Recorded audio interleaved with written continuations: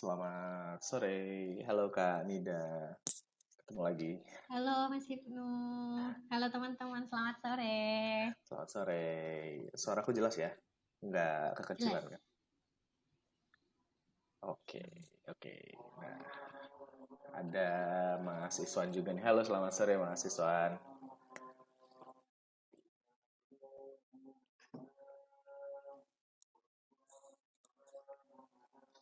Nah, oke, selamat datang buat teman-teman ya yang udah join di clubhouse-nya Growth Space dan di sini edisi tanggal 26 nih, kebetulan akhir bulan dan long weekend buat teman-teman. Selamat long weekend dulu nih buat yang menjalankan.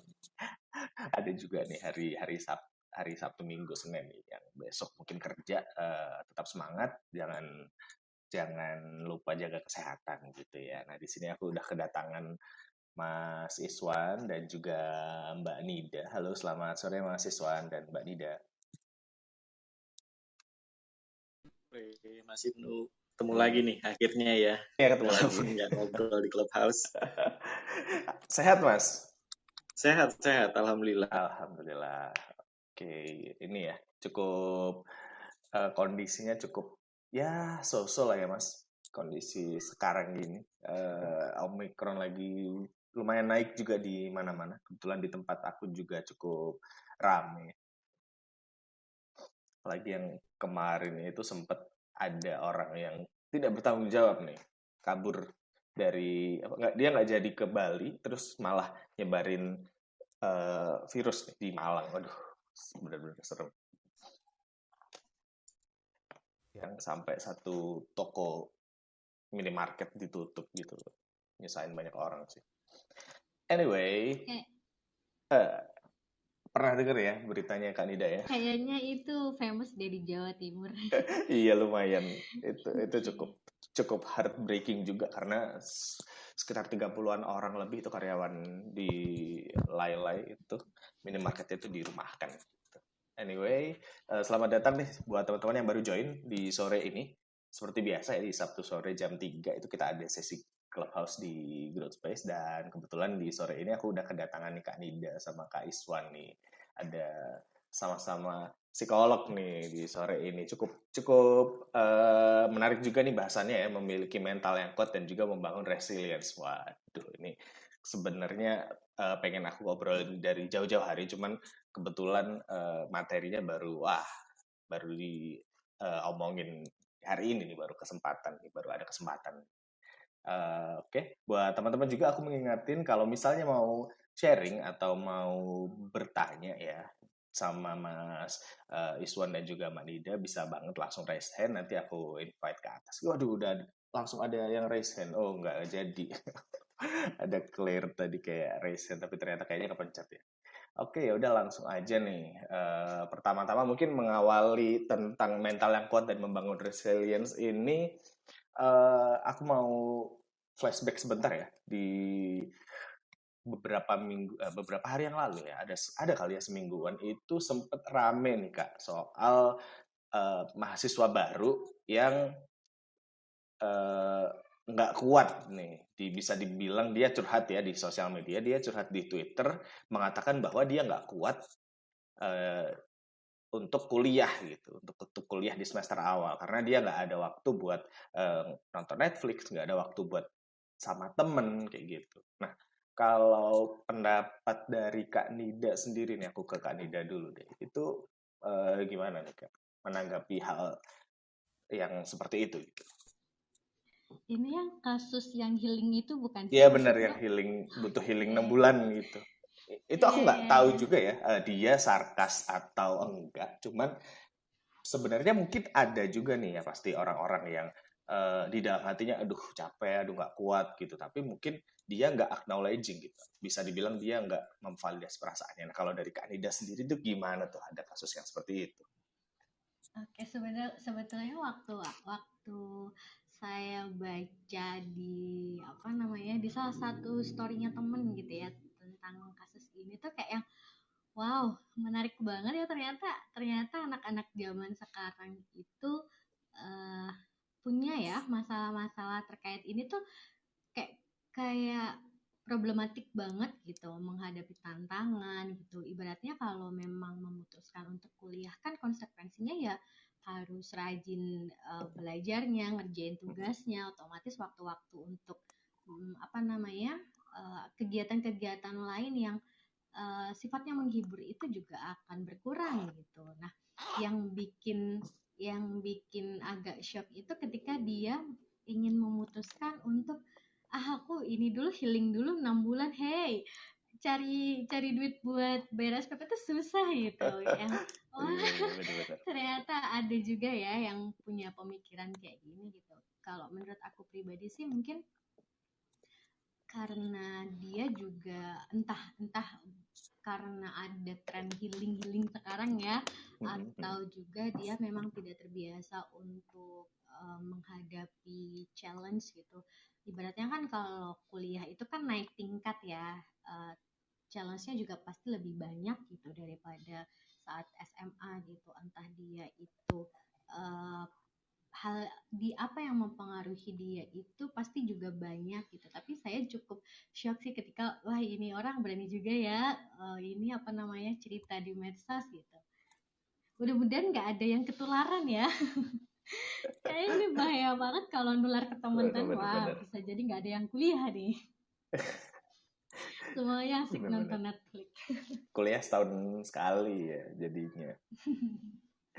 Oke, berarti kalau misalnya dari pandangannya Mbak Nida sendiri nih ya, kalau ibaratnya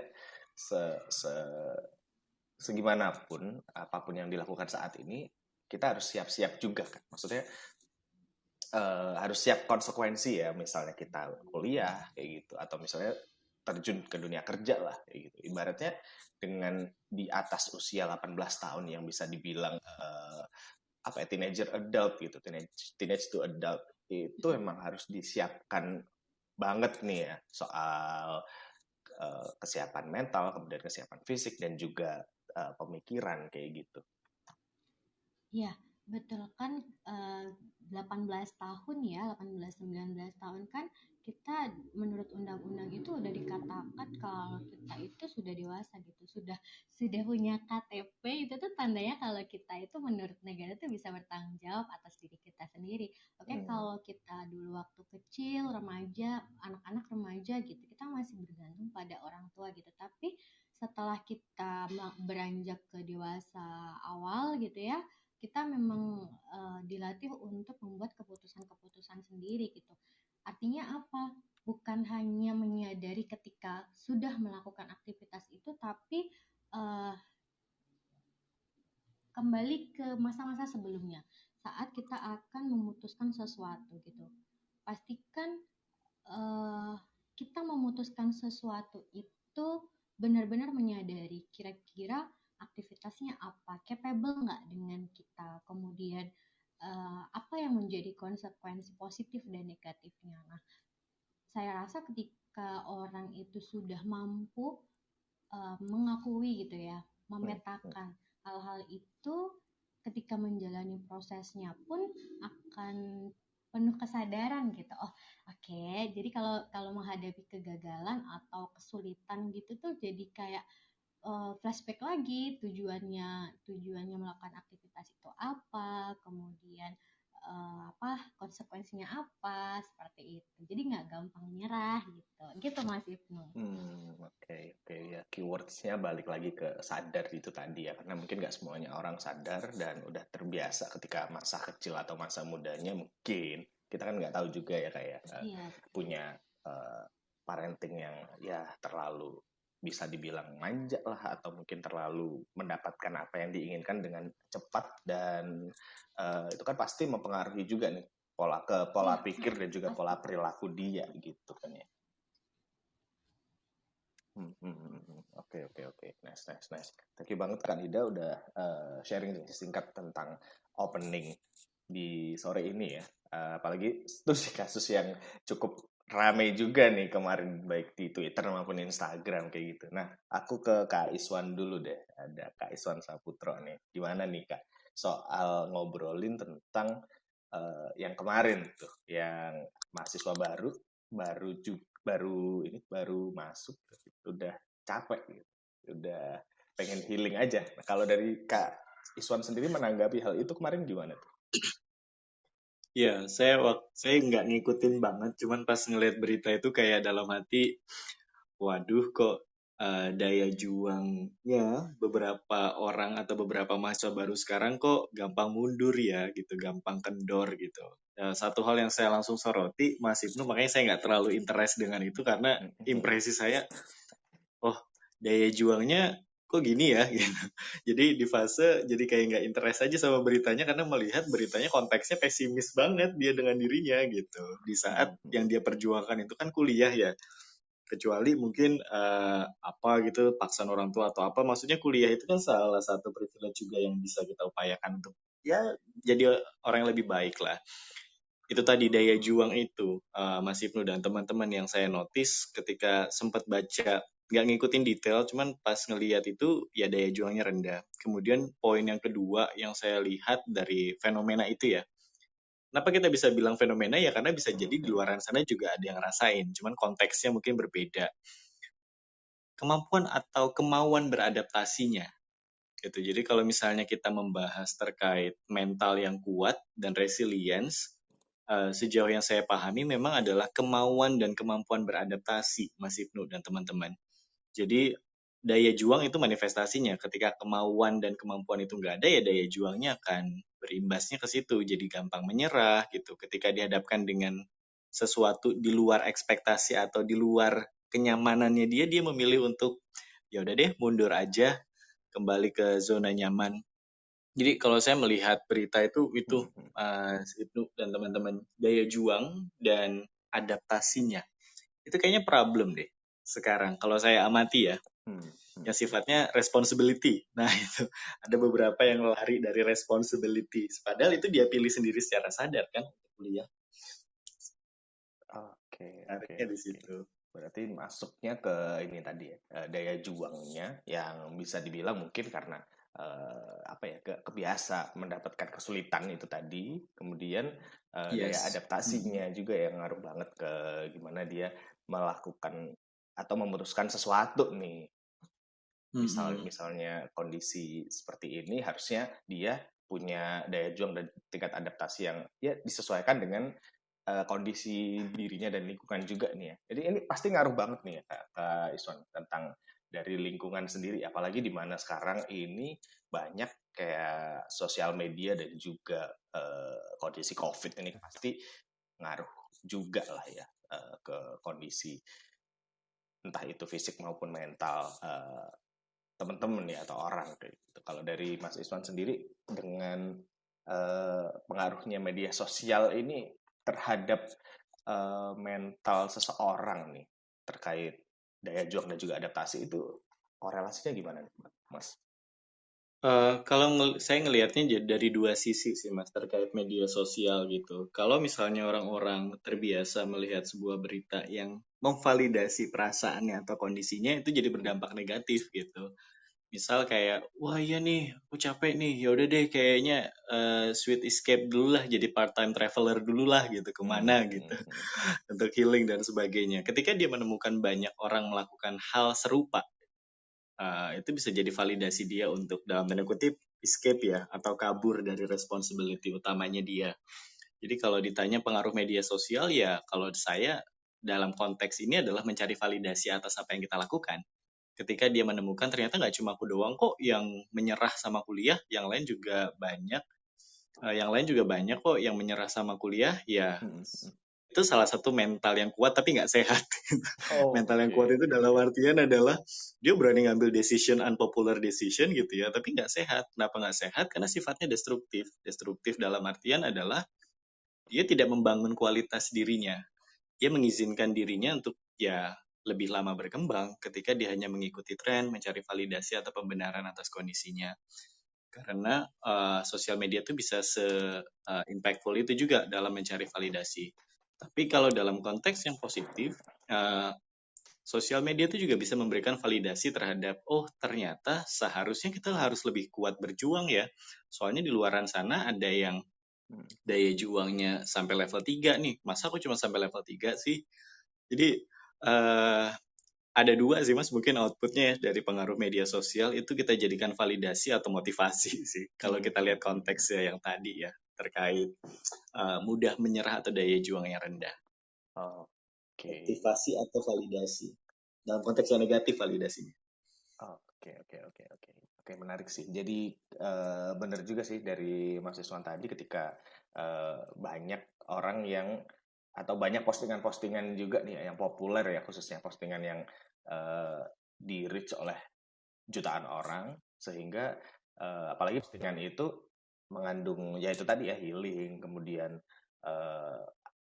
mewajarkan sweet escape dan segala macam itu udah ngaruh banget ke validasi dia gitu ya Mas ya, bisa ngaruh banget ke situ gitu. Nah tapi kalau menurut Mas Iswan sendiri nih ketika ngobrolin soal mental yang kuat ya atau sifat resilience kayak gitu. Nah ini ada pengaruhnya sama growth mindset dan juga fixed mindset itu sendiri nggak sih? Oh, jelas. Jadi memang salah satu aspek dari resilience itu sendiri gitu. Kan juga nanti mungkin teman-teman juga bisa akses ya. Saya ada sedikit menulis buku tentang resilience, nanti bisa diakses di ResearchGate gitu. Salah satu aspek yang paling terasa dari sebuah resiliensi ya atau kemampuan resiliensi itu adalah kemampuan optimis sebenarnya. Ya optimis itu kurang lebih growth mindset itu sendiri. Orang-orang yang resilient, salah satu ciri khasnya adalah kemampuan dia untuk beradaptasi. Nah, adaptasi itu kita sederhanakan bahasanya adalah kita menyesuaikan diri terhadap situasi yang baru, tanggung jawab yang baru, atau lingkungan yang baru. Dan kalau misalnya kita punya growth mindset, sesuatu yang baru itu challenging ya, Mas Ibnu gitu. Orang-orang yang punya growth mindset itu, hal baru itu bukan sebagai sebuah ancaman, tapi sebuah tantangan atau kesempatan untuk tumbuh. Jadi growth mindset dan resilience itu korelasinya signifikan banget. Semakin kita punya growth mindset, semakin resilient kita. Tapi semakin punya fixed mindset, kita akan mudah menyerah terhadap hal-hal yang sifatnya baru. Walaupun hal baru itu tidak membuat kita nyaman, tapi kita yakini sebenarnya dari situ kita bisa grow. Jadi kalau saya itu lihatnya masih korelasinya signifikan banget. Dan beberapa klien saya juga yang bisa melihat sebuah apa ya bahasanya, mungkin saya contohkan ini aja deh. Saya kayak stand up comedian atau komika deh. Saya ada satu term juga, ada satu konsep juga terkait sense of humor gitu. Kemampuan seseorang untuk mengubah tragedi menjadi komedi itu juga butuh growth mindset. Bagaimana dia melihat sebuah keterpurukan atau ketidaknyamanan itu menjadi sesuatu yang lucu. Bukan menertawakan ya, tapi dalam konteks lucu di sini adalah dia bisa melihat sisi positif dari situasi yang relatif tidak nyaman. Makanya saya sering menggunakan mengubah tragedi menjadi komedi dalam konteks stand up comedian, karena dari situ mereka lebih cepat healingnya. Jadi kalau misalnya ditanya healing itu apa, kalau saya face the problem, healing itu face the problem. Jadi dan face the problem itu butuh growth mindset. Kalau fixed mindset nggak mungkin face the problem, escape from the problem. Gitu Mas Ibnu. Oke. Bedanya itu tipis ya. Face the problem Tipis sama banget. escape the problem ya, apalagi dengan growth sama fixed mindset itu Fixed tadi. mindset. Oke.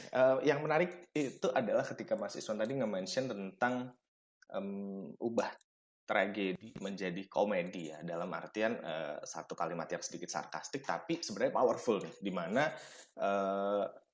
dulu tuh saya sering banget nih dengar kalimat ini gitu, entah di konteks apapun ya, kayak di kehidupan, kemudian di pekerjaan maupun pendidikan kayak gitu. Cuman ternyata poin dari mengubah tragedi menjadi komedi ini adalah untuk salah satu cara untuk mempercepat healing ya Mas ya. Istilahnya mempercepat acceptance itu tadi. Iya, coping mechanism kalau saya membahasakannya. Jadi sense of humor itu memang salah satu trait yang positif dalam psikologi gitu ya. Terlepas itu nanti isinya dark dan sebagainya, sarkas gitu ya. Itu kan terkait referensi. Tapi sense of humor itu dinamika psikologisnya seperti ini, Mas Ibnu dan teman-teman. Ketika seseorang itu bisa melakukan atau memiliki sense of humor, pertama dia jelas face the problem. Dalam konteks dia membahas masalahnya, ya si tragedinya itu. Kemudian ketika dia membahas itu, dia learn something. Tapi with different perspective. Komedi itu kan itu ya. Kalau misalnya kita melihat Benar-benar. komika membuat materi, mereka selalu punya keresahan, tapi lihatnya dari sudut pandang yang lain. Nah, plot twistnya di situ. Nah, itu juga butuh kreativitas, itu butuh problem solving, itu butuh kematangan pemikiran atau referensi gitu. Kita nggak mungkin bisa melihat situasi dari berbagai arah kalau kita nggak punya referensinya. Referensi atau Gitu. pengalaman itu Jadi, tadi ya. yes, bisa dari Oke, diri oke. sendiri atau orang lain. Makanya sense of humor bagi saya itu nggak cuma receh-receh doang gitu ya. Tapi nggak semua orang itu bisa melihat situasi itu dari berbagai macam sisi. Dan setelah melihat dari berbagai macam sisi, dia memilih sisi yang lucu. Atau dalam hal ini sisi Hmm. yang positif. Nah, itu mas, poin resilience-nya. Wah, menarik. Jadi tambah eh, melihat sesuatu nih ya, istilahnya dari segi materi keresahan nih ya, keresahan stand up comedian atau mungkin komedian in general atau bahkan people in general ya, di mana mereka melihat Yes. problem dalam diri mereka, tapi ternyata lebih memilih, oke, mungkin aku mengalami hal terburuk ya, atau mengalami hari yang jelek gitu. Tapi ya udah, mungkin ada pesan yang lain ya, ada pesan lain di balik bad day itu tadi, ada eh, istilahnya pelajaran-pelajaran yang bisa dipetik melalui bad day itu tadi, dan ini ngaruh banget terhadap skill resilience itu tadi ya mas ya. Iya, benar Mas Ibnu. Oke, thank you banget Mas Iswan, udah sharing ya soal salah satu sudut pandang yang menarik dari tragedi menjadi komedi itu tadi. Nah, sekarang aku ke Kak Nida nih. Nah, tadi kita udah ngobrolin soal nyinggung nih soal growth mindset dan fixed mindset nih Kak. Dan menurut Kak Nida sendiri ini kan kondisi sekarang ya, berkaca dengan kondisi saat ini nih ya, pengen lebih elaborasi ke kondisi yang sekarang ini kita alami nih. Ada pandemi, kemudian mungkin penuh ketidakpastian, apalagi sekarang ini kan sedang diambang World War III juga ya, udah ini makin makin dark nih bahasanya. kalau kalau menurut Kak Dida sendiri nih, kita tuh harus dituntut untuk memiliki mental dan fisik yang tangguh nih ya terhadap ketidakpastian gitu. Apakah kira-kira dari Kak Nida sendiri setuju nih dengan statement tersebut, atau mungkin ada sudut pandang lain yang bisa di-share ke teman-teman nih, silakan.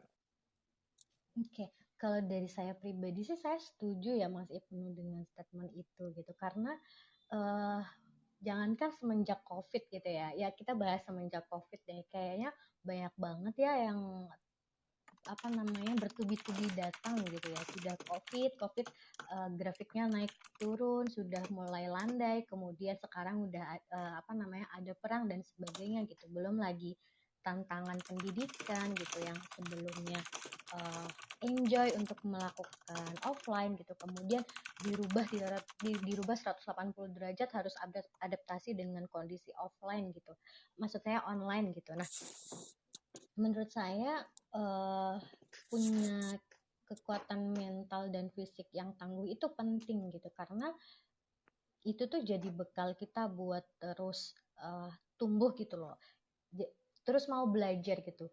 Tadi kan sudah ini ya sudah dibahas juga ya kalau ternyata orang dengan growth mindset itu memiliki pemikiran bahwa challenge itu, tantangan-tantangan yang ada dalam hidupnya itu jadi sarana untuk dia belajar gitu. Jadi menurut saya pribadi sih uh, punya mental yang kuat itu akan sangat mendatangkan banyak manfaat ya dalam kita menghadapi tantangan-tantangan lain yang justru mungkin lebih berat gitu. So far seperti itu Mas Ibnu. Oke.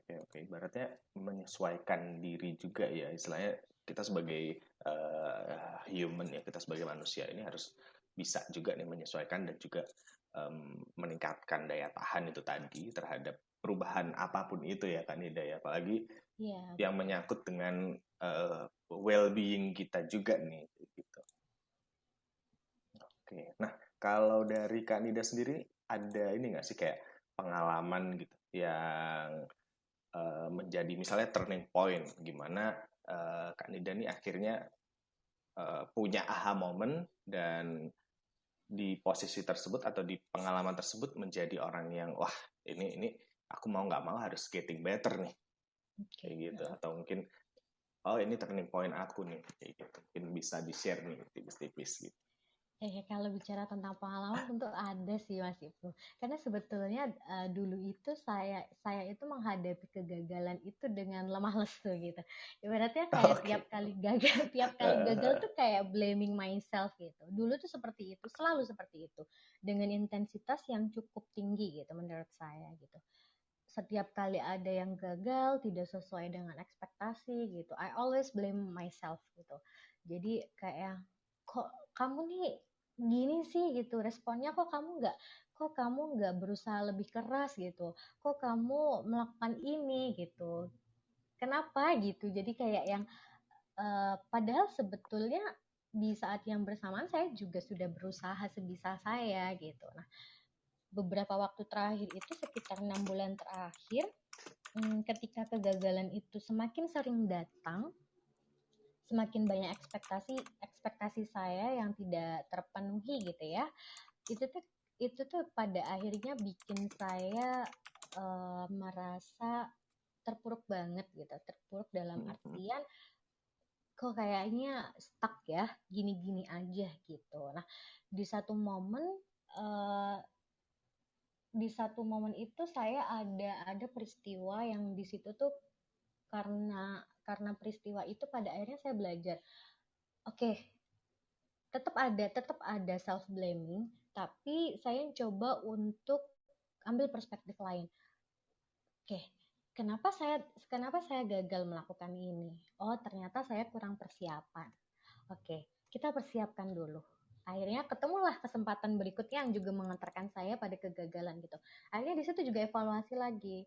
Uh, Oke, kemarin udah persiapan nih, persiapan A, B. Sekarang kurang apa? Oh, kurang C, D. Kayak gitu misalnya kayak gitu. Nah, dari situ tuh kayak setiap menghadapi kegagalan, karena saya berupaya untuk terus mengevaluasi tindakan saya. Disitulah kayak aha momen gitu Mas Ibnu.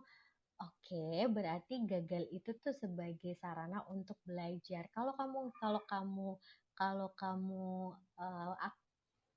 hidupnya tuh mulus banget ya, nggak ada pengalaman gitu loh untuk diri kita sendiri gitu, nggak ada kesempatan buat memahami diri kita sendiri gitu, karena dari kegagalan itu sebetulnya kita juga belajar, oke, kelemahan kita apa yang perlu diimprove, kemudian kelebihan apa, potensi apa yang perlu kita tingkatkan lagi gitu. Nah, dari situ sih aha momennya gitu. Jadi sekarang kayak kalau diinget-inget, oh capek ya ternyata punya punya fixed mindset gitu, karena udah saking capeknya kayaknya pilihan terakhir evaluasi deh. Jadi sekarang udah Oke. udah agak slow deh kalau gagal nih gitu. Oke, oke, oke. Berarti memang apa ya? Aku juga pernah baca satu quotes yang menarik gitu. Kalau misalnya kamu sedang jatuh atau sedang di bawah gitu, nggak ada jalan lain selain ya naik gitu. Jadi memang hal tersebut yang istilahnya menjadi apa ya? Menjadi perubahan yang sangat signifikan nih ya ke Kak Nida nih, yang dulunya Iya, self blaming sampai ya mungkin bisa dibilang tarafnya parah ya tadi ya. Terus akhirnya mungkin karena bisa dibilang ini nggak sih Kak, kayak kita ketika kita sudah terlalu sering ya untuk menyalahkan, sehingga kita sendiri tidak mampu lagi nih untuk eh, apa ya, untuk menampung rasa kesal atau rasa marah itu sendiri, sehingga ya akhirnya memutuskan untuk eh, ya udah, untuk memutuskan untuk I'm okay, eh, aku punya strength, aku punya weakness dan segala macem, dan ya udah akhirnya bisa move atau bisa bangkit lagi. Itu apakah faktor udah cukup itu juga bisa pengaruh banget gitu nggak sih Kak? iya, kayak ngerasa kadang-kadang karena terlalu sering terpapar dengan kondisi yang seperti itu ya, jadi kayak kadang orang tuh kayak ngerasa, kalau aku pribadi sih ngerasa aduh capek banget nih, kayak mau sampai kapan sih gini terus gitu. Oke, sekarang apa sih yang harus dilakukan gitu. Nah, bicara tentang naik tangga tadi, salah satu mentor saya itu kemarin sempat menyampaikan gini, eh, naik tangga itu tuh butuh intensi, butuh kemauan gitu. Kalau turun tangga kan mudah ya, tapi kalau naik tangga itu tuh butuh kemauan Jadi kalau seandainya dalam proses perubahan itu tuh nggak ada kemauan dari kita, ya udah kita nggak akan sampai di lantai 3, lantai 4, lantai 5 gitu. Jadi memang kemauan itu jadi kata kunci yang penting. Betul kata Mas Iswan tadi, kemauan dan adaptasi gitu, itu jadi kemampuan yang keterampilan yang penting ya untuk dimiliki di era yang seperti ini, yang apa-apa kayaknya nggak pasti banget deh kayak gitu. Oke, nice. Jadi kebayang sih ketika dianalogikan seperti anak tangga itu tadi, karena kita harus ada kemauan itu tadi ya kan, kayak ini barusan banget ya dikirim sama Hana ya, sama temanku, bahwa jangan diem aja gitu loh. Lo tuh bukan adonan kue donat yang mengembang sendiri. Waduh, itu sebenarnya simple tapi cukup deep juga nih meaningnya nih. Ibaratnya jangan diem aja dan istilahnya do something gitu, kayak mungkin ketika sedang menghadapi masalah nih tadi. Iya benar. Dan ya capek itu jadi salah satu proses naik tangga sih gitu. Jadi ya harus harus di apa namanya, harus dijalani gitu. Tapi kan yang pasti karena kita punya intensi itu tadi ya, punya niat untuk sampai atas, ya itu yang menjadi pegangan kita sampai di tangga paling atas. Oke. Thank you banget Kak Nida udah sharing. Buat teman-teman yang mau nanya bisa langsung raise hand ya, silahkan. Oh, ini ada yang kayaknya mau nanya.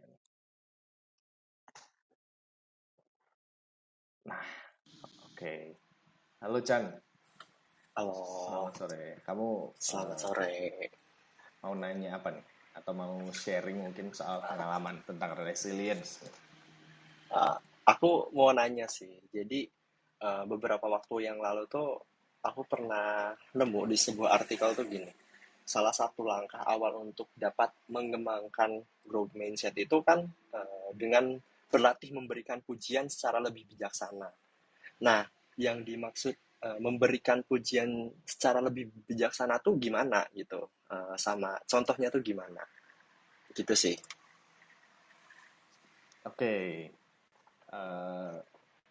Cara untuk melatih growth mindset salah satunya adalah dengan memberikan pujian yang bijaksana terhadap diri sendiri gitu. Oke, mungkin aku ke Kak Iswan dulu deh menanggapi pertanyaannya si Chan ini, gimana nih Mas?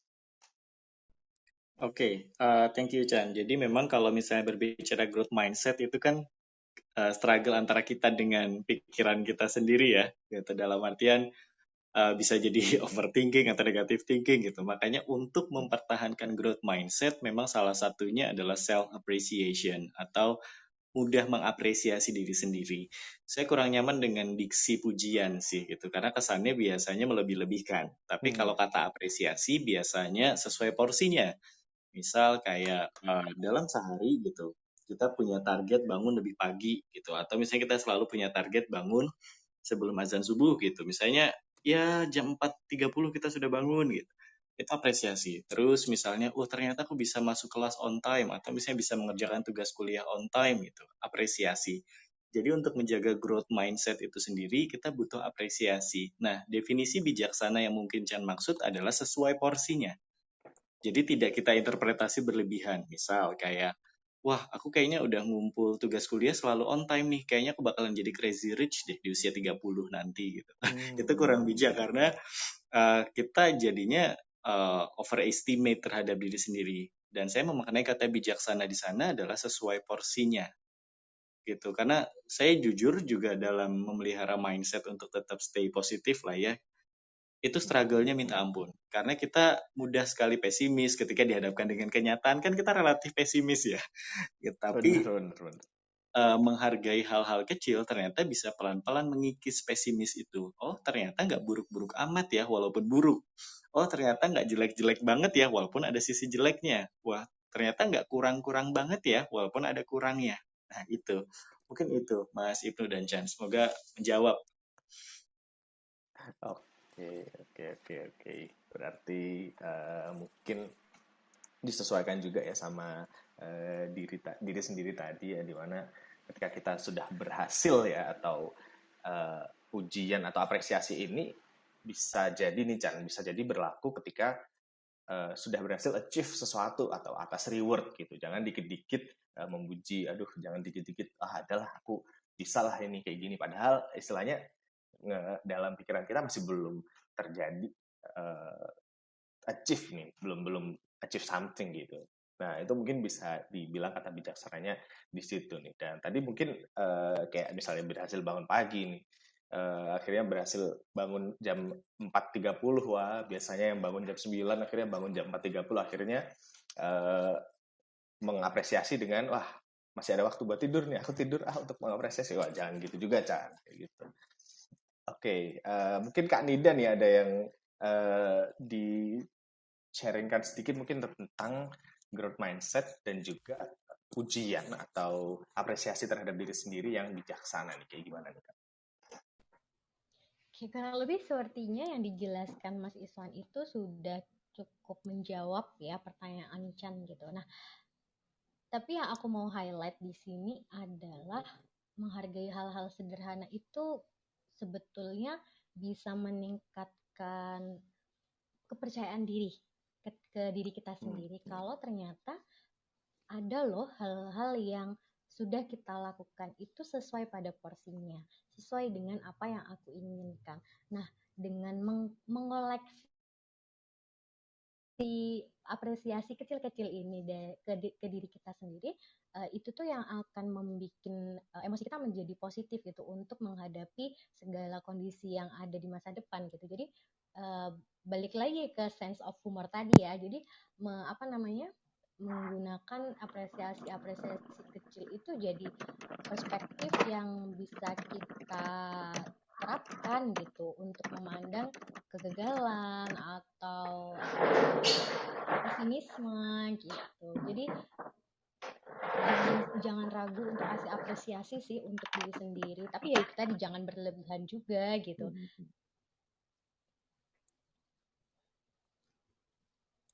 Begitu Mas Ibnu. Oke, thank you banget Kak Ninda. Tadi ditambahin tentang mengapresiasi little things ya, yang mungkin bisa piling up menjadi diri kita yang lebih positif nih. Wah menarik sih, jarang juga nih orang memuji atau mengapresiasi hal-hal kecil yang sudah kita lakukan gitu. Tapi yang penting tetap ya kuncinya ketika kita udah berhasil atau achieve kayak gitu. Nah, sekarang Ican ada tambahan lagi mungkin yang ditanyakan atau cukup nih? Cukup dulu deh. Oke. Mungkin yang lainnya. Oke. Nah, di sini aku udah ada Erhan juga nih. Halo, Erhan, apa kabar? Bro Ibnu dan teman-teman. Halo. Sehat, alhamdulillah. Semoga kita semua sehat. Gimana nih? Ada yang mau ditanyakan atau mau di-sharingkan tentang resilience nih? Pertama mungkin aku mau komentarin dulu ya yang soal case si Ibnu baca di Twitter tadi. Oke, silakan. Ya itu aku agak gatel di bagian itu kan. Kalau menurut sudut pandang aku ya emang dianya aja malas, cuman dia cari pembenaran atau apa ya. Ya dia bentuk pelarian diri dia lah dari semua tanggung jawab dia kepada keluarga atau bahkan dirinya sendiri kan.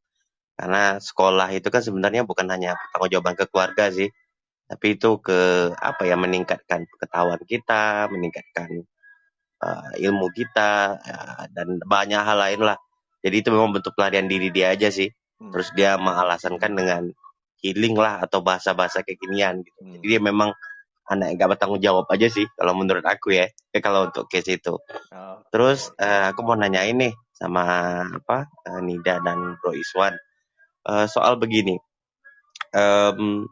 terkadang kan ada orang-orang yang memang sorry to say agak secara mentalitas dia memang minimal untuk ngomong atau menjalani hidup itu mungkin tidak sekeras orang-orang. Tentu kan memang nggak semua ya. Aku aja pernah memisalkan mentalnya orang-orang yang ibaratnya udah terbiasa keras, ibaratnya contohnya hidup di jalanan atau mungkin di circle dibesarkan di keluarga yang dididik dengan cara militer, itu pasti berbeda dengan orang-orang yang mungkin dididik dengan cara yang biasa aja, maksudnya dengan cara yang kasih sayang, lemah lembut gitu.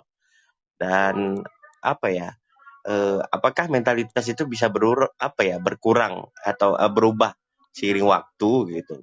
Apakah dia akan tetap menjadi konstan gitu? Apakah lingkungan berpengaruh atau mungkin cara didikan gitu, entah gitu mungkin dimasukin ke tentara atau apa, itu bisa berpengaruh nggak ke mentalitas kita?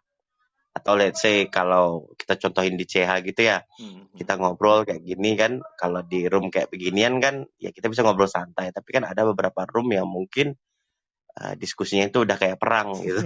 Jadi ada Oke. statement yang agak bingung belok dikit dicecar gitu kan. Terus alasannya ini membentuk mentalitas, membentuk mental block. Nah itu gimana tuh menurut teman-teman Nida, Iswan atau teman-teman lain lah itu gimana soal itu gitu. Karena mungkin terakhir juga karena bagi aku pribadi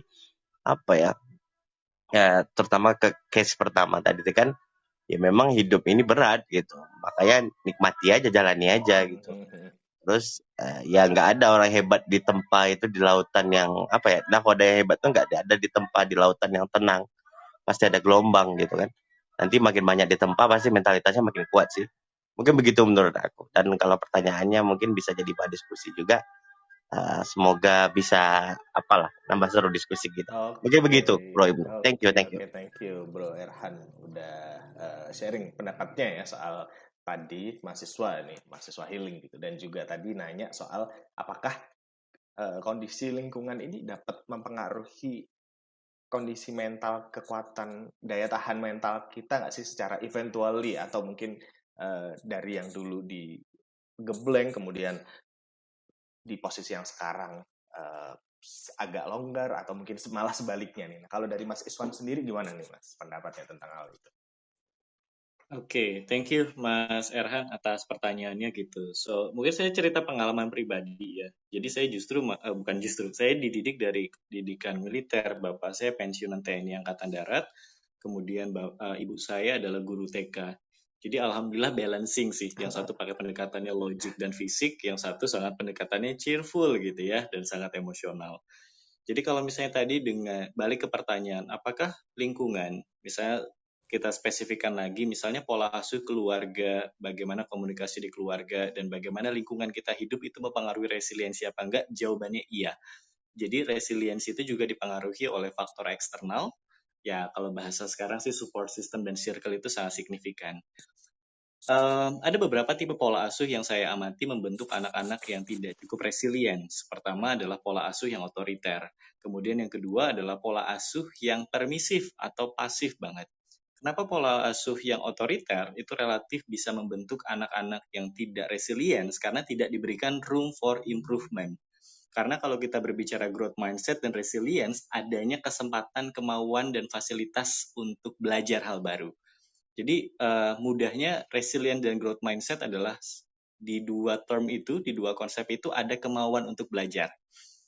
Nah, kemudian pertanyaan yang selanjutnya pola asuh yang permisif. Pola asuh yang terlalu membebaskan tanpa ada aturan sama sekali dalam keluarga. Kenapa itu juga cenderung membuat seseorang relatif sulit untuk resilient atau bangkit? Ya, pertama adalah dia tidak terbiasa belajar konsekuensi. Diberikan kebebasan. Kalau kamu melakukan ini ya silakan aja, melakukan ini ya silakan aja, tapi tidak belajar konsekuensi. Ini juga membentuk atau membiasakan anak berada dalam situasi seenaknya saja. Nah, apa yang ideal? Yaitu adalah pola asuh yang demokratis atau authoritarian. Pola asuh yang demokratis adalah kita memberikan room for improvement untuk orang di sekitar atau anak gitu ya, atau ya keluarga gitu. Tapi di waktu yang bersamaan kita memberikan konsekuensi atau pembelajaran dari setiap tindakan. Kemudian itu jawaban pertama. Jawaban yang kedua adalah kalau misalnya kita berada dalam lingkungan yang let's say terlanjur lembek gitu ya, atau terlanjur keras gitu. Karena kita nggak bisa memilih lahir di keluarga yang seperti apa. Saya refleksi dari pengalaman pribadi saya. Tidak semua pola asuh dari bapak saya itu saya ambil sekarang. Dan tidak semua pola asuh dari ibu saya turunkan ke saya sekarang. Jadi, keywordnya adalah mau belajar dan mengevaluasi atau tidak. Saya sepakat tadi yang disampaikan oleh Mbak Nida. Mau ngapain lagi kalau misalnya sudah jatuh berkali-kali selain mengevaluasi diri sendiri. Nah, sama halnya juga ketika kita mengevaluasi value-value yang sudah tertanam di diri kita. Mas Erhan, Mas Ibnu, dan teman-teman. Jadi, kita yang masih punya kendali penuh. Kita yang masih punya kendali penuh atas diri kita. Jadi kalau misalnya kita berada di lingkungan yang kurang suportif, kurang sehat, dan sebagainya, kita masih bisa memilih dan memilah mana yang mau kita ambil. Itu yang saya lakukan soalnya di diri saya pribadi. Ada beberapa pola asuh dari didikan militer itu yang positif, tapi ada beberapa yang negatif. Dan saya memilih yang positifnya aja yang saya turunkan kalinya. Sama halnya dengan pola asuh ibu saya yang guru TK. Ada beberapa yang negatif, ada beberapa yang positif gitu. Jadi balik lagi, keywordsnya adalah mau mempelajari atau tidak dan mau mengambil pelajaran atau tidak. Kuncinya di situ, orang yang resilient dan growth mindset. Oke, nice banget. Semoga menjelaskan ya Mas Erhan ya, karena udah cukup komplit nih, lengkap nih dari Mas Iswan, termasuk pelajaran dari pribadinya juga ya, ibu sebagai guru TK dan ayah sebagai ini perwira TNI. Wah, ini sangat bertolak belakang nih. Saya bisa membayangkan Mas, nih. makanya saya ambil yang baik-baiknya aja dari dua Benar. gitu. Tarik-tarikan di waduh. Oke, nah thank you banget Mas Iswan atas jawabannya, dan aku ke Kak Nida deh. Gimana nih Kak untuk pertanyaan dari Bro Erhan tadi itu? Jawaban Mas Iswan sudah mengcover semuanya sih, terkait dengan lingkungan, pola asuh, kemudian apa sih yang harus kita lakukan ketika kita sudah terkungkung pada kondisi seperti itu, tapi kita sudah dewasa nih. Nah, saya selalu ingat salah satu supervisor saya bilang gini ketika saya praktek. Ketika kamu sudah 18 tahun ke atas, kamu sudah dewasa, kamu tuh selalu punya keputusan untuk dirimu sendiri. Kamu selalu ada pilihan untuk memilih mana yang terbaik buat kamu. Nah, ketika udah ada di dalam kondisi yang memang tidak kita inginkan dari awal ya, ada di kondisi yang keluarga yang seperti itu, ya udah kamu coba untuk mengevaluasi itu. Kalau tadi Mas Iswan bilang Mas Iswan punya evaluasi ya, positifnya apa dari ayah, positifnya apa dari ibu. Saya pun juga gitu. Prinsip saya adalah saya mencoba untuk mengevaluasi pola asuh orang tua saya. Tidak semua pola asuh yang diterapkan oleh orang tua saya itu buruk gitu. Pasti ada hal-hal yang baik dan bisa diteruskan. Tapi untuk hal-hal yang sekiranya menghambat kita untuk bertumbuh, menghambat kita untuk kesulitan dalam menentukan suatu keputusan, saya berupaya untuk stop di diri saya. Jadi saya itu kayak bertekad untuk ngekat lah, udahlah pola asuh ini jangan diteruskan lagi ke anak cucu saya nanti gitu. Jadi saya mencoba untuk menyadari bahwa hal itu memang tidak baik dan itu cukup terjadi pada saya. Nah, next gimana? Next itu akan kita lebih banyak sounding tentang hal-hal yang ngebikin kita punya room to grow, kemudian bisa mudah beradaptasi, kemudian juga daya juangnya jadi tinggi gitu. Jadi kita tetap fokus pada hal-hal positif itu yang sudah orang tua kita terapkan ke diri kita gitu. Oke, nice nih tambahannya nih. Cukup di kita ya berarti ya, ketika kita udah tidak bisa dalam tanda kutip escape lagi nih untuk pola asuh dan pelajaran-pelajaran yang didapatkan, ya udah kita nggak usah menurunkan situ lagi nih ke anak dan cucu kita kelak. Wah, nice. Thank you banget Kak Nida. Nah, di sini aku udah ada Kak Shitki dan juga Kak Claire. Nah, tadi Kak Claire tunggu dulu, sabar dulu ya. Ini aku ke Kak Shitki dulu. Halo Kak Shit. Halo Kak Ibnu. Halo, gimana nih? Halo. Soal Ya, resilience gitu, ada yang ditanyakan atau di-share? Silakan. Ya tadi pas Bro Chan nanya masalah kebijaksanaan dalam memuji ya, terus selalu sama Mas Iswan kan dibilang kebijaksanaan apresiasi, betul ya tadi.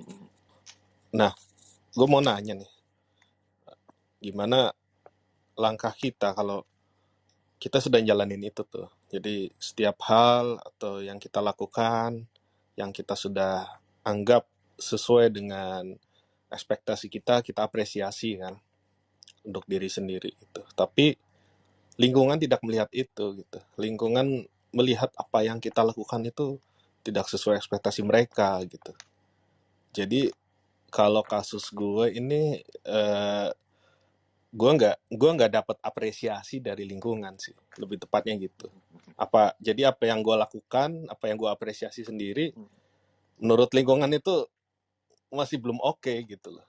Jadi misalnya kalau kayak tadi contohnya Mas Iswan ya, kalau bangun tidur subuh misalnya, oh ya gue udah berhasil bangun tidur subuh gitu, terus kita apresiasi diri kita gitu. Tapi lingkungan tuh kayak lu tuh harusnya bangunnya jam 3 pagi gitu, lu bangunnya masih jam 4 gitu. Jadi selalu ada ekspektasi Lebih. yang lebih gitu. Jadi gue pada satu titik nggak ada orang yang apresiasi apapun ke diri gue gitu. Dan akhirnya kan kadang gue jadi defense ngadapin mereka gitu.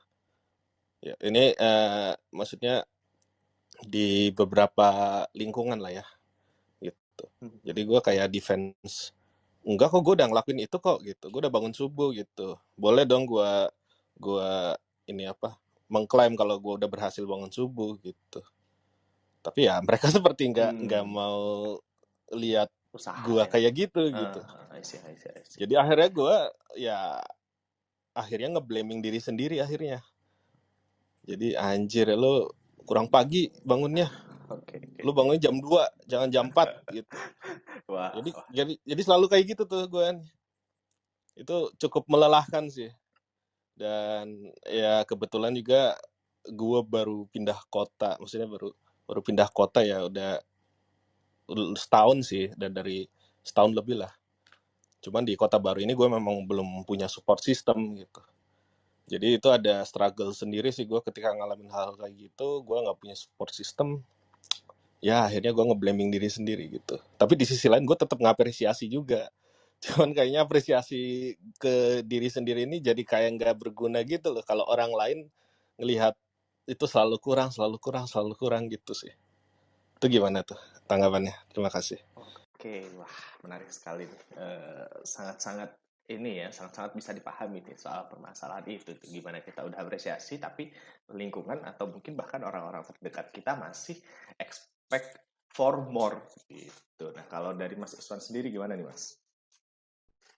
Oke, thank you Mas. Tadi siapa tuh? Gak enak nih manggilnya Shit. Mas Ki. Oh, Shit Ki aja. Oh, Mas Shit. Oke deh. Ya, pertama adalah satu, memang apresiasi itu kalau misalnya ditanya, oh ya saya sering ditanyakan kayak gini, Mas salah nggak ya kalau kita butuh pengakuan? Jawabannya nggak salah, itu basic needs kita juga sebagai manusia secara psikologis kita butuh yang namanya eksistensi. Dan eksistensi itu juga perlu terjaga dan dijaga. Kalau misalnya tadi dengan pertanyaan tadi, kita sudah ngelakuin apresiasi diri sendiri dan sebagainya, tapi kita tidak mendapatkan apresiasi yang ideal atau sesuai ekspektasi dari lingkungan. Kalau saya melihatnya seperti ini, Mas. Bisa jadi memang yang bermasalah adalah mereka, bukan di kamu. Itu satu. Karena tidak semua orang tuh mudah menghargai. Tidak semua orang tuh mudah menghargai orang lain gitu. Makanya terkadang kita berada di lingkungan-lingkungan, kalau saya melihatnya lingkungan-lingkungan yang kurang tepat untuk diri kita. Kurang tepat dalam artian adalah setiap orang tuh punya kebutuhan psikologisnya masing-masing.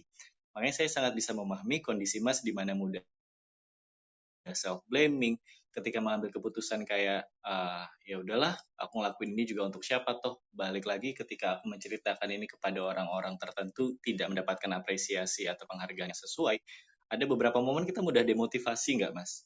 Kayak udah ngelakuin terus mentok, ya udahlah ngelakuin ini buat siapa? Ada nggak questioning kayak gitu? Sering Mas demotivasi tuh. Tapi gue selalu memaksa akhirnya mengikuti ekspektasi orang-orang itu sih.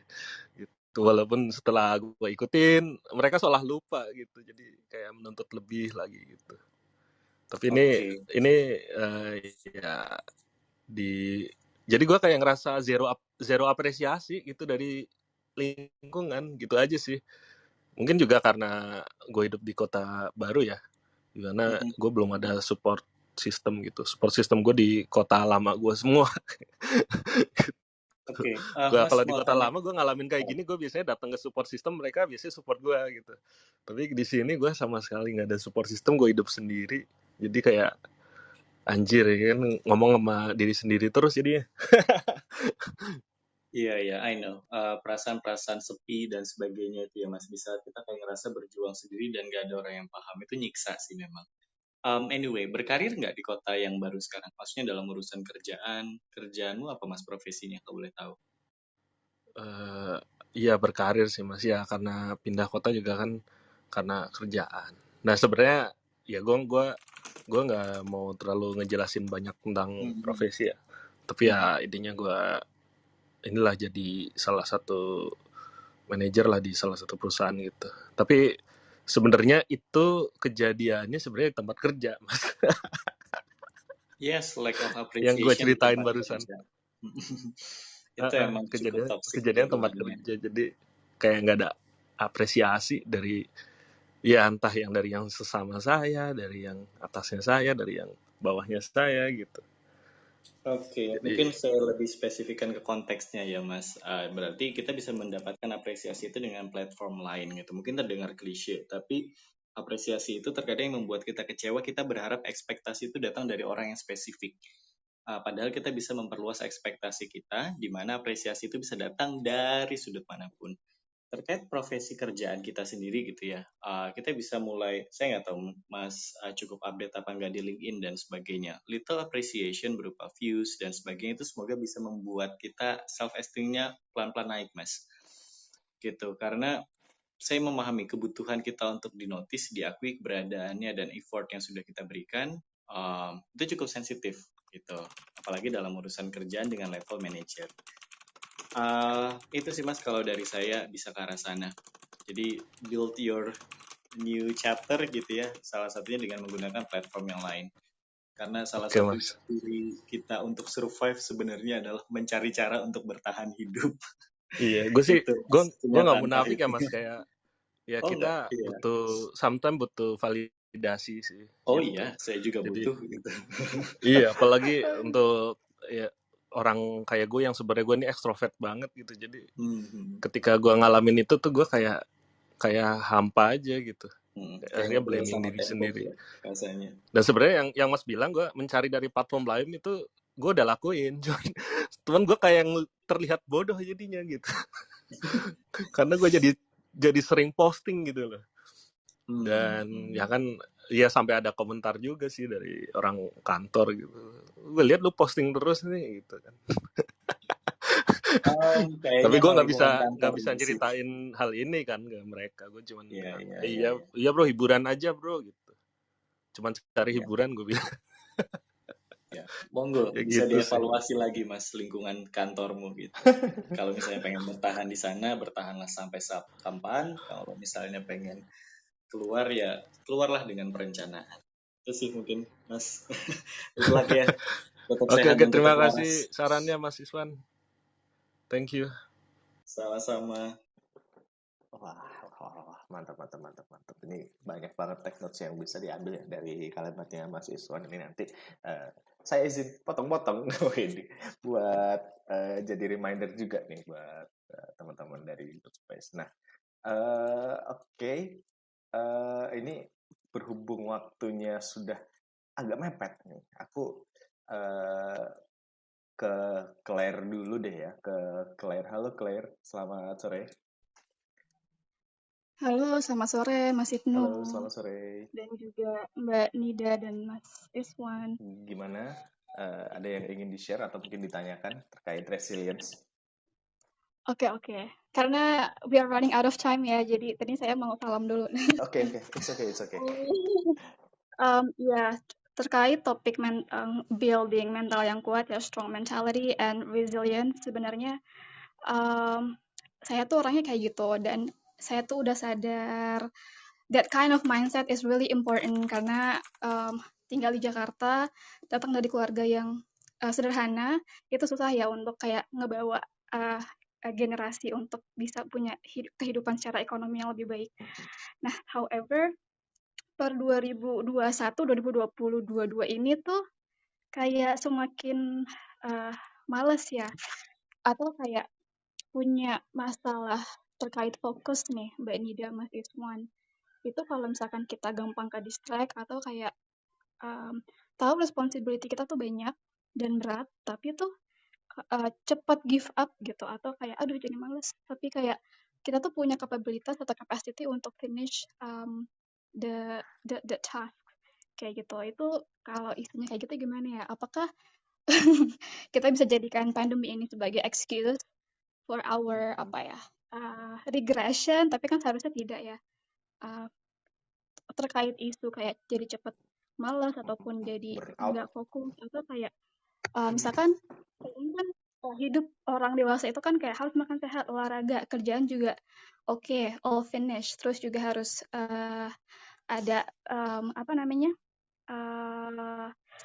belajar yang lain lah, misalkan kayak ikut webinar ataupun kayak other hobbies itu tuh jadi ini ya overwhelm gitu dan gimana caranya gue gesit gitu kalau mengerjain semuanya gitu karena kan kadang untuk kayak misalkan pagi-pagi bangun pagi nih olahraga itu kayak mau ke mandi istirahatnya itu bisa take a long time.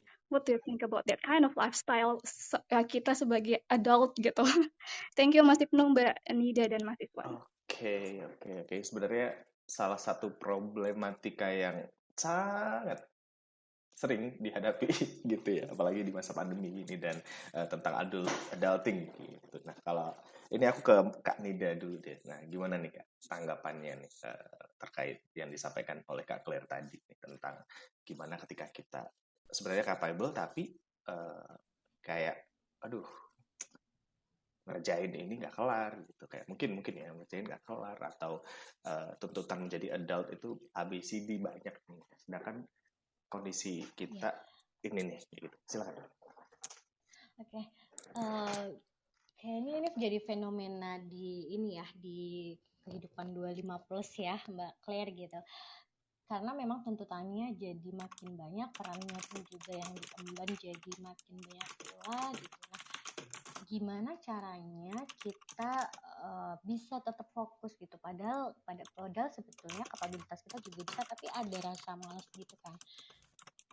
Kalau saya pribadi, saya selalu memberikan ruang gitu untuk diri saya sendiri gitu. Ketika alarm tubuh sudah mulai menandakan bahwa saya butuh istirahat, saya take a break.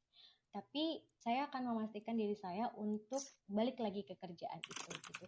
Jadi instead of terus berlama-lama beristirahat gitu, kita juga punya kemauan untuk balik lagi, komitmen untuk mengerjakan tugas itu. Nah, makanya penting bagi setiap diri kita itu punya alarm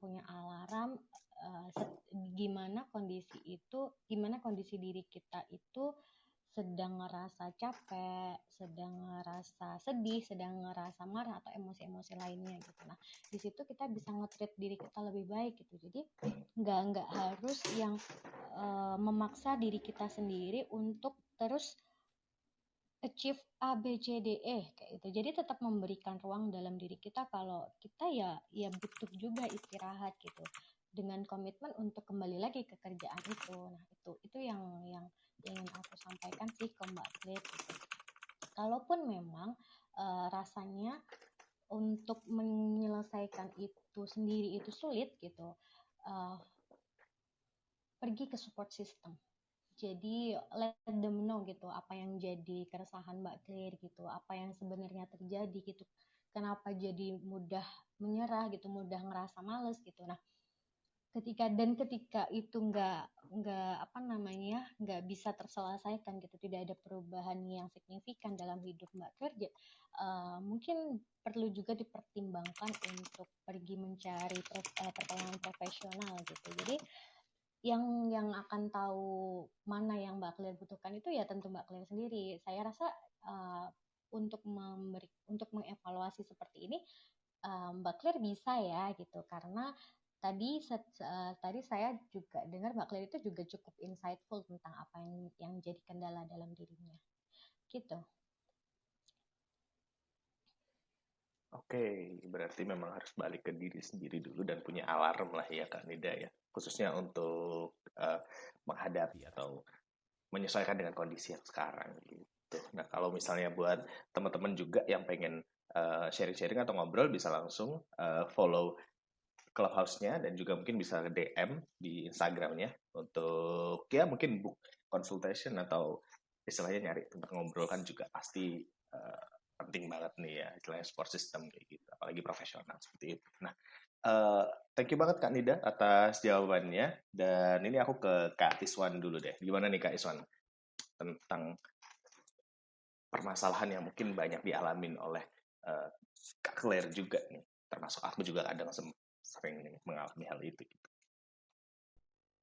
Oke, jadi kalau saya sih balik bertanya sih biasanya Mas Ibnu dan Mbak Claire gitu. Ketika kita merasa berada dalam situasi yang stuck kayak gitu ya, kayak sedang lakuin apa dan sebagainya, kemudian kita mundur dan sebagainya. Pendekatannya kognitif memang. Mau sampai kapan? Kalau saya sih itu aja. Karena dalam beberapa situasi kita butuh tegas dengan diri sendiri. Dalam beberapa situasi kita butuh tahu kapan harus berhenti, kapan harus istirahat, dan kapan harus bangkit lagi. Karena kalau kita kembalikan lagi ke tema ya, Mas Ibnu dan Mbak Claire, mental yang kuat itu adalah mental yang kita sadari sendiri. Dalam artian kita tahu kapan kita harus berhenti, kapan kita harus maju, dan kapan kita harus istirahat. Jadi, menjawab pertanyaan tadi, saya jawab dengan pertanyaan kembali, mau sampai kapan? Seperti itu Mas Ibnu. Wah, singkat, padat, dan manjlep nih. Waduh. Penutup yang pamungkas ya Mas Ibnu. Bener. Oke. Iya, kalau dari saya cukup pertanyaan itu karena balik lagi dalam mental yang kuat dan resilience, pertanyaan mau sampai kapan itu biasanya triggering kita untuk keluar dari zona nyaman. Oke. Kak Claire, gimana? Apakah cukup menggelitik? Oh ini, menggelitik rasa. Oh iya juga nih. Oke, saya rasa cukup ya dari Kak Nida dan juga Kak Iswan sendiri udah sangat menjawab juga nih pertanyaan-pertanyaan dari tadi dari teman-teman. Ada Kak Erhan, ada Kak Chan juga, ada Kak Sidki dan juga Kak Claire.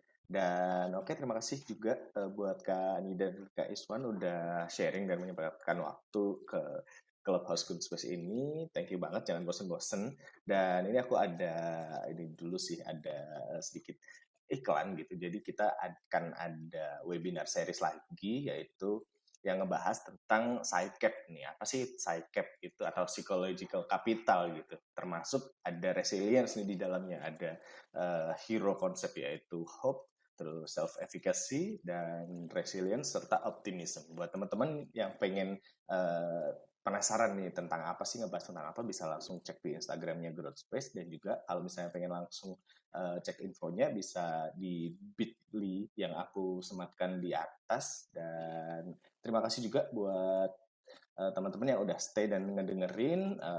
Semoga yang disampaikan dan di-sharingkan hari ini bermanfaat juga ya buat teman-teman, dan semoga di weekend yang cukup panjang ini teman-teman bisa istilahnya memberikan waktu juga nih buat diri sendiri dan juga lingkungan dan keluarga kayak gitu. Kalau dari aku cukup, dan terima kasih juga nih ya sekali lagi buat Kak Nida dan juga Kak Iswan. Selamat sore dan selamat berakhir pekan. Dadah, thank you. Thank you Terima kasih semuanya. semuanya. Semuanya.